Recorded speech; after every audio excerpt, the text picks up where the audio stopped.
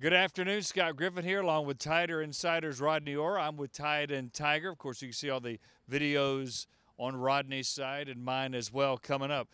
One thing we noted today, Raekwon Davis not on the practice field. Yeah, of course, everyone knows that Raekwon was involved in a shooting incident where his leg was grazed by a bullet, was treated and released from a local hospital. Coach Saban said whether or not he plays this week against Florida State in the opener will be a medical decision. That's what Saban said today in his press conference. Let's hear from Nick Saban right now.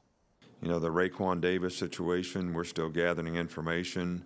Doesn't seem like our players were guilty of anything other than being out late, which doesn't make me happy, but it is what it is. And he is released from the hospital. He's here. He's getting treatment. He'll be day to day. I'm always concerned about our players being out, where they're out, who they're with, who's the alpha dog that provided the leadership to not get out of that situation somewhere earlier in the evening where it would have never happened.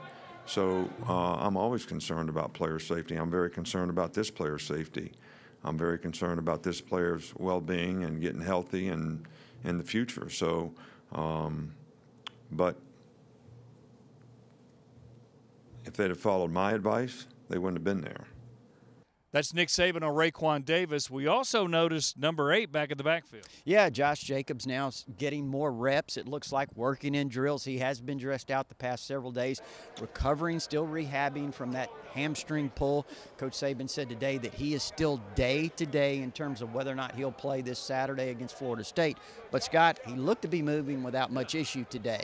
I thought he looked like he was running 55, 60, 70% running through some drills, didn't you? At least, maybe, and then some. You know, there was some times when he did step off with the trainer to the side. So, obviously, they're being very cautious about that injury. All right, and Najee Harris looked terrific running the football, no issues, as did everybody else. We noticed a little shuffling around in the secondary. What did your eyes see? Yeah, you know, that's still something that we've talked about from the very beginning. It could be an interesting situation. Trevon Diggs has been working with the ones at left corner. Levi Wallace certainly providing a lot of competition there. So those guys seem to be splitting reps today at left corner. I noticed in the nickel package when there's 5 defensive backs in the game, Minkah Fitzpatrick slid down from safety to the star position in place of Tony Brown, who had been working with the ones at that spot at the start position. And Hootie Jones was back at Minkah's safety spot. So that could be something to watch. That could be a development. We'll see how it transpires in the game. It's safe to say 7 or 8 defensive backs are ready, though, wouldn't you think? Yeah, I think when you look at that, obviously they've got 6 that they feel really comfortable with. Shaheem Carter, the sophomore, looks like he's making some progress. He's listed on the 2-deep depth chart now, Scott, at number 2 at corner and at the star position. And also, I think that Jared Maiden's made some progress back there at the corner spot, as well as true freshman Xavier McKinney at safety. So they've got some young guys that are developing. Jalen Hurts looked good throwing the football, as we would expect. Tua Tagovailoa, the wide receiver, still working on that footwork as well. Your eyes also went to the offensive line. What did you notice? Yeah, again, Matt Womack continues to work with the first group at right tackle, and at right guard, Lester Cotton continues to work there with the one. So it looks like for now that's probably solidified in terms of the guys that will start. J.K. Scott, number 10 now, yeah. Right? And Papanaskas will be number? Yeah, Papanaskas has changed to number 12. And hopefully J.K. Scott, 3 years at number 15, had a lot of success, and hopefully it will continue with number 10. Another thing that stood out in the press conference with Nick Saban, Jimbo Fisher being his assistant in LSU, and how closely they have similar programs in their style and the way they run things. Jimbo told me last week it was not an adjustment for him coaching under you like a lot of assistants with your work ethic, because his dad, you were a lot like his dad. Kind of talk about that West Virginia work ethic, and then also, do you think he resembles running a program as closely to you as maybe some of your other guys?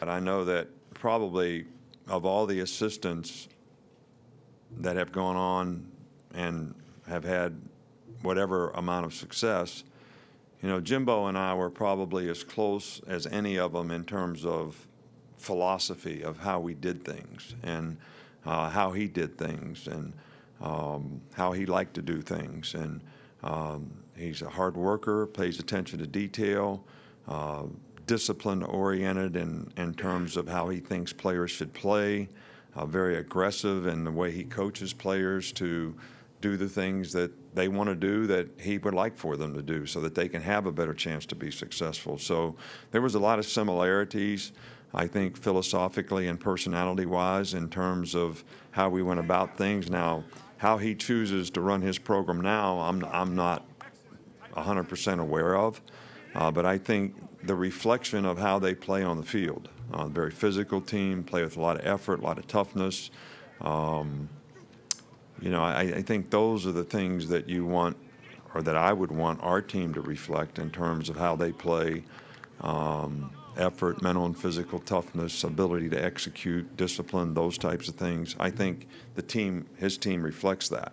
So however they go about it, I think philosophically there's a lot of similarities. And, you know, Jimbo was always, in my mind, one of the best play callers, one of the best assistant coaches, relating to players, teachers that we've ever had on any of our staffs. Now, you know that Nick Saban's record as a #1 team is just off the charts here. Jimbo Fisher, strangely enough, 10-1 against SEC teams. Does that make you nervous? Whoa, if you're an Alabama fan, you sure should. And, you know, but there's one statistic that Jimbo Fisher has working against him.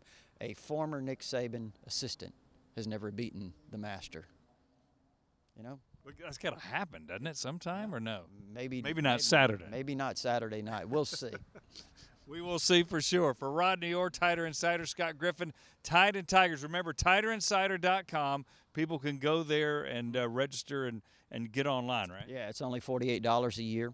Get instant access with your credit card or with a check if you prefer. Give you access to all the premium information that we have, as well as our forums where there's nonstop flow of communication or whatever you want to call it. Plus, we put a lot of pictures on there Rodney takes. I do a lot of videos, and we do podcasts together, so a lot more multimedia for you there. Go to the Tide and Tiger YouTube channel to subscribe there. Also, Tide and Tiger on podbean.com. That's where you'll find our podcast and much more. We'll talk to you again later this week.